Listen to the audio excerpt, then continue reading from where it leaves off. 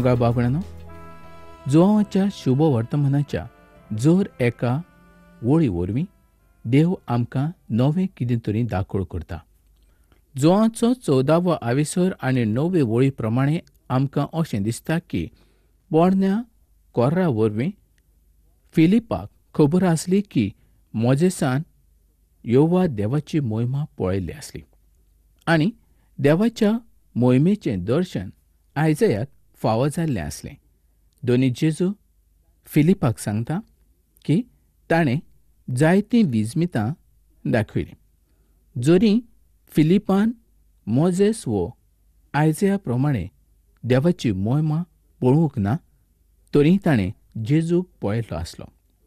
ताणें ताजीं उतरां आयकुल्लीं आनी ताजें काम ताणें आपल्या दोळ्यांनी पळयल्लें आसलें.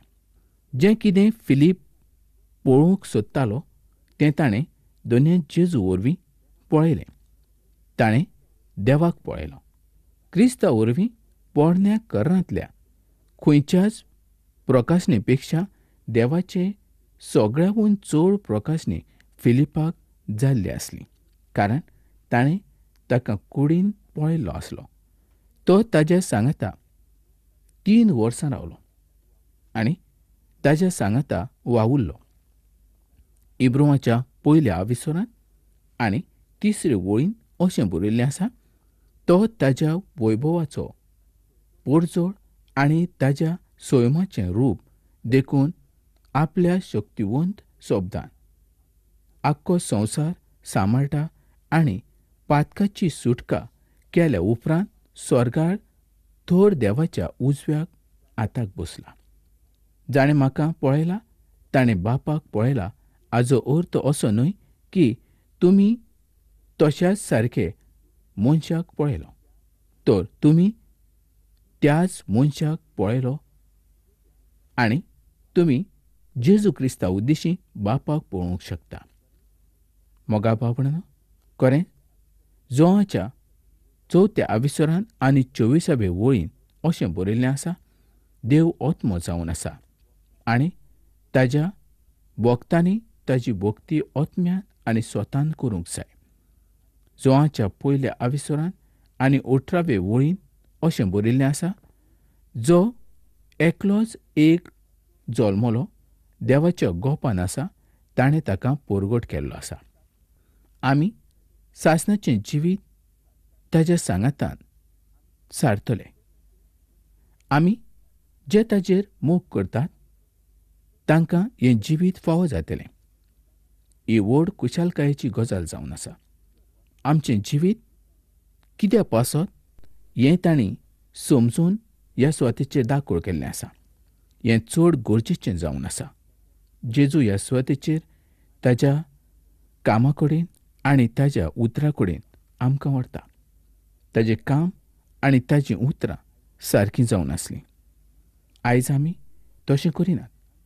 आमी उलयतात एक आनी करतात दुसरेंच.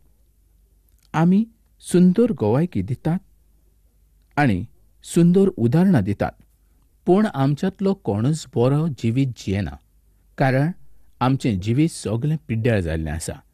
आमी संवसारा प्रमाणें जियेतात. हेंच कारण आसा की जण एका क्रिस्ती मनशाक आपल्या पातकाचें भोगसणें मागूंक वेळ काडचो. आमी 13व्या आविसरांत पळयल्ल्या प्रमाणें जेजू म्हणटा ताणें आमकां धुवूंकूच जाय. आमी ताजेशीं एक जावचें. जायते क्रिस्ती लोक देवाचो एकचार वगडायतात. तांकां दिसता की ते खूब बरे आनी उत्तम जावन आसात. आमकां देवाच्या एकचाराची गरज ना अशें तांकां दिसता. तर मोगा भावणानो, तुमच्या लक्षांत आयलें आसतलें की दोनी जेजू केन्ना आपणाची खोशी वो येवजण करिनासतना रावलो म्हूण? ना, तो आपली येवजण सदांच करता. ताजे येवजणेन सगल्यो गजाली ह्या संवसारांत घडत आसा. 1000 वर्सां फाटीं जो दोनी जेजू ताज्या शिश्यांच्या सांगाता आसलो, तोच दोनी जेजू आयज तुज्या आनी म्हज्या सांगाता आसा. तो काल आयज आनी सदांकाळ तोच जावन आसा. तो केन्नाच बदलो ना. ताजी सावळी बदलो ना. ताजें उतर बदलो ना. ताज्या उतरांतली एक तिकली पासून आलो ना. पूण आयज आमची उतरां कशीं आसात? आयज आमची नदर खंय आसा? आमची कसलीं कर्तुबां आसा? हें आमकां ताज्या उतरां उद्देशीं दिसून येता. जेजू सगळीं कामां देवाच्या आदारान करतालो. मोगा इश्टानो, तुमकां दिसतलें ह्या आविसरांत जायत्यो आडखळ्यो आयल्ल्यो आसल्यो. पयलीं पेद्रू, उपरांत तोमास आनी आतां फिलीप. पूण जेजू आपलो संदेश 22व्या वळी पर्यंत सुरू दवरता. 11व्या वळीन जेजू म्हणटा, जर तुमी म्हज्या उलोवण्याचेर विश्वास दवरिना तरी म्हज्या कामाचेर विश्वास दवरात. ते तुमकां खरी वाट दाखयतले. जेन्ना आमचो धनी जेजू पृथ्वीचेर आसलो तेन्ना ताणें जायतीं विस्मितां केल्लीं आसलीं. ताणें जायत्यो खुणा करून दाखयल्ल्यो आसल्यो आनी ताज्या सांगाता जे धर्मदूत आसले तांणी सुद्दां तींच कामां केल्लीं आसलीं. ताणें दुयेंत आसलेल्यांक बरें केल्लें आसलें. मेलोल्यांक जिवीत दिल्लें आसलें. ताणें तांकां जिवंत केल्लें आसलें. तरी पूण जेजू म्हणटा, म्हजेर विश्वास दवरतलो हाज्याहून व्हड अजाप करतलो तुमी जावन आसा. पूण तुमी विश्वासान केलें जैत जाल्यार हें तुमी पूर्ण करूंक शकतात. पूण त्याच राती शिमोन पेद्रून ताका 3 फावटीं नाकारलेलो आसलो. कारण हेंय जेजून सांगलेलें आसलें की तूं म्हाका 3 फावटीं नाकारतलो. पूण उपरांत म्हणजे पेंटेकोस्ताच्या दिसा ताणें संदेश दिलो आनी 5,000 लोकांक थारोवन फावो जालें. 5,000 लोकांनी विश्वास दवरलो.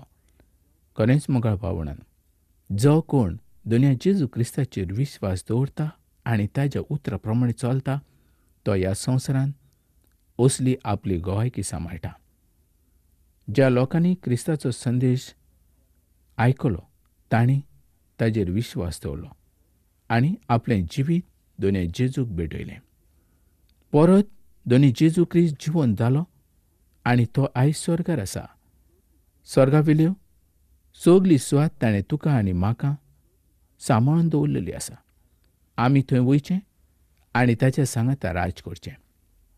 पूण ह्या संवसारांतलें आमचें काम सोंपल्या उपरांत आमचें आपुणें तो करतलो. आमकां तो आपयतलो. तेन्नाच आमी त्या सुवातेचेर वचूंक पावतले. पूण आमी दुनिया जेजू क्रिस्ताची खबर दुसऱ्याक सांगनात जाल्यार आमचें आत्मीक जिवीत कशें वाडटलें? आमी देवाच्या वरवीं दुसऱ्याक कशें गोवायकी जातले? आनी हें काम आयज तर तुका आनी म्हाकाच फावो केल्लें आसा. संवसारांत जर एक वेळ वो आमच्या हातांत ताणें दिल्लें आसा. ह्या वेळाचो जर आमी फायदो घेयना आनी काडिना जाल्यार सुर्गेच्या राज्यांत आमी कशें पावतले? आमी एक दीस ताच्या मुखार उबें रावचें पडटलें. जण एकल्याच्या कामा प्रमाणे तांकां फावो जातलें. मोगाळ भावंडांनो, खरेंच सगळेच आमी अस्कोट. सगळेच आमी वायट जरी जिवीत जियेता तरी दुनिया जेजू क्रिस्ताच्या रोगता उद्देशीं जे कोण नितळ जाल्ले आसा तांकां भिरांत ना. ते ताजे सांगाता सदां काल आसतले. आमी हीं देवाचीं उतरां तुमकां सदांच आयकूंक दिता. कित्याक तुमकां थारोवन फावो जावचें, तुमकां शांती फावो जावची, तुमचें दूख आनी त्रास पयस जावचें, तुमकां सोत उगडापें जावचें. जर आयज आमकां सोत उगडापें जालें ना जाल्यार आमी ह्या काळोखांत जियेतले. जो काळोख संवसारांत सैतानान दवरलेलो आसा तातूंत आमी पडटले. जोवाचो 14वो आविसर 13 आनी 14वे वळी प्रमाणे जर आमी पळयलें तर आमकां अशें दिसता ही व्हड कामां म्हणजे मागण्याचो परिणाम जावन आसा. तुमी म्हज्या नांवान मागशात तितलें हांव करतलों आनी अशी पुता सोवें बापाक मोहिमा मेळटली. तुमी कितेंय म्हज्या नांवान मागशात जाल्यार हांव तें करतलों. जायते जाण ह्या उतरांक चुकीचो अर्थ घेतात आनी चुकीचो अर्थ लायतात. कांय लोक म्हणटात की आमी मागणें केलें आनी आमकां तें फावो जालें. कांय जाण म्हणटात आमी मागणें केलें पूण आमकां तातूंतलें कांयच फावो जावंक ना. मोगाळ भावंडांनो, खरेंच जेन्ना आमी मागणें करतात तेन्ना आमचें जिवीत आमी पयलीं तपासूंक जाय. आमचें जिवीत आमी तोपाची नासतनाच मागणें केलें जायत जाल्यार दोनी जेजू तें आयकुचो ना. कित्याक तर आमी पवित्रपणान मागणें करूंक ना देखून. पातकान रावन आमी जर मागणें केलें जाल्यार देव कशें आयकूंक शकता? कित्याक पातक आनी पवित्रपण एके सुवातेचेर रावंक शकना. देव पवित्र आसा, त्या पासत आमी पवित्र जावंक जाय आनी आमी आमचे मागणें पवित्रतायेन ताजे मुखार घालूंक जाय. त्याच पासत तो म्हणटा, तुमी म्हज्या नांवान कितेंय मागशात जाल्यार आपूण तें करतलों. पयले सुवातेर आमी जाण जावंक जाय की आमी कोणाच्या नांवान मागणें करूंक जाय. जेन्ना आमी मागणें करता तेन्ना तें आमी क्रिस्ताच्या नांवान करूंक जाय. आमी क्रिस्ताच्या नांवान आमी देव बापाक तें सांगूंक जाय. तेन्नाच देव बाप आमची मागणी आयकता. आमी मागणें करतात पुताच्या वरवीं बापाक महिमा मेळची त्या पासत. आमी देवाचें उतर कितलें आयकता ह्या वरवीं सुद्दां देव आमची मागणी आयकता. आमी देवाचें उतर आयकता, देवाचें उतर आमी पाळटात, देवाचें उतर आमी वाचतात काय आमी फकत मागणेंच करतात. देवाक आमी आर्गां दिवंक जाय. देवाची आमी स्तुती करूंक जाय. देवाक आमी वाखाणूंक जाय.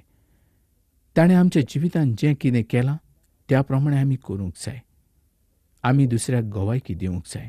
मोगा बाबणो, तुमचो हो वेळ खूब मोलाचो जावन आसा.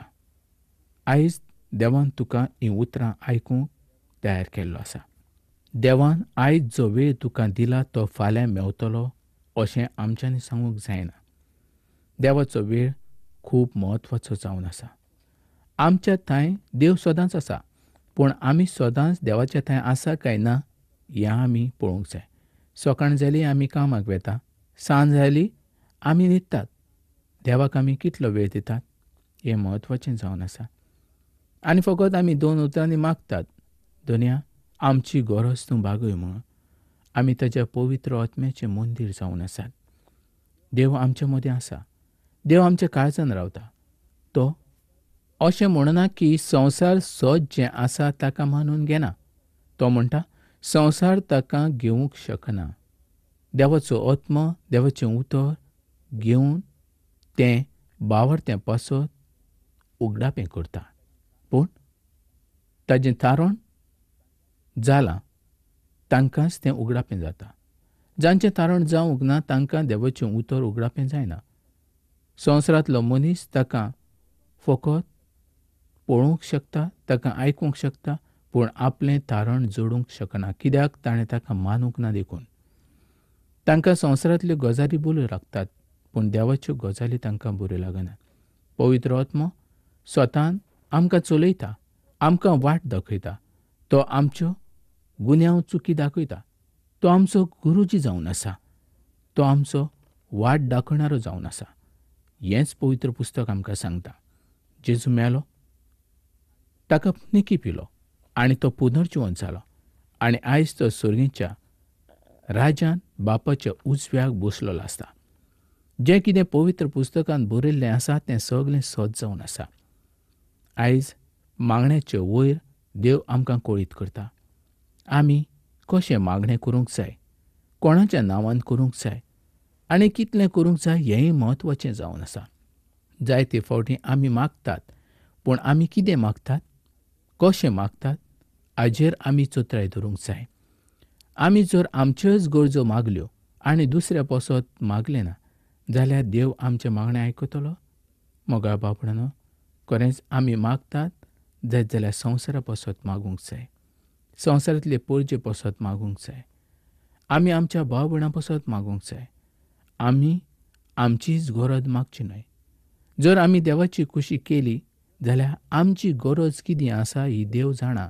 तेज्या वेळा प्रमाणें तो आमची गरज भागयता. पूण जो कोण क्रिस्तांत आसा, म्हणजे जाणें क्रिस्ताक आपलो सोडवणदार म्हूण मानून घेतला, ताची मागणी तो सदांच आयकता. जोआचो 14वा विसर आनी 21वी वळ सांगता, म्हज्यो आज्ञा घेता आनी पाळटा तोच म्हजो मोग करता आनी म्हजो मोग करता तांचो बाप मोग करता. आनी जेजू तांचो मोग करतलो आनी तांकां जेजूची वळख आसतली. जेजून आपणाच्या शिसांक म्हटलें, कोण म्हजो मोग करता जाल्यार म्हजो आज्ञा सांबाळटा, आनी म्हजो बाप तांचो मोग करता, आनी आमी ताजे थंय येतले आनी ठिकाण करतले. जो कोण जेजूचें उतर सांबाळिना तो जेजूचो न्हय. जेजून तर पयलींच सांगलेलें आसलें, बाप म्हजे नांवी तुमकां शेराती धाडटलो. तोच पवित्र आत्मो तुमकां सगळें शिकयतलो. आनी आयज पवित्र आत्मो आमकां सगळें शिकयता. 27वे वळीन जेजू आयज तुमकां सांगता, शांती तुमकां दवरता, म्हजी शांती तुमकां दिता. संवसार दिता तशी हांव ती तुमकां दिना. तुमचें काळीज उचांबळ वो बेजूड जावं न्हय. हांव वेतां आनी हांव तुमचेशी येतां अशें हांवें तुमकां सांगलां. मोगा बाबडनो, जेजूच्या जोर एका उतरान बोळ आसा. ताज्या उतरा वरवीं आमकां सदांच घोटाय फावो जाता. 30 आनी 31वे वळीन जेजू म्हणटा, हांव तुमचे लागीं आनीक चड उलोवचो ना. ह्या संवसाराचो अधिकारी येवंचो जालो. म्हजें वयर ताका कसलीच पदवी ना. पूण हांव बापाचो मोग करतां आनी बापान फॉर्मायलां तें पाळटां म्हूण संवसाराक कळून येवंक जाय. आयज जेजू देवाचो पूत जावन आसा हें संवसाराक कळून आयिल्लेंच आसा. मोगा बाबडनो, कारण संवसारांत शांती ना, आनी शांती फकत दोनी जेजू क्रिस्त दिवंक शकता. आनी ती संवसार दिता तशी न्हय, तर ती ताजी शांती जावन आसा. ताजी शांती तो आयज आमकां दिता. आयज ही शांती सगल्यांक फावूंक जावंक जाय, कारण सगल्यांच्या घरांनी व्हड उचांबळ जाल्ली आसा. झगडीं मारामारी जातात. घोव बायले मदीं झगडीं, भुरग्यां मदीं झगडीं, घरा पासत झगडीं, जमनी पासत झगडीं, पयशा पासत झगडीं. तर मोगा बाबडानो, आयज तुका शांती ना जाल्यार आयजूच तूं म्हाका कळय. हांव तुज्या पासत मागणें करूंक पळयतां. मोगा बाबडानो, ही कार्यावळ आमी हांगा सोंपोवया.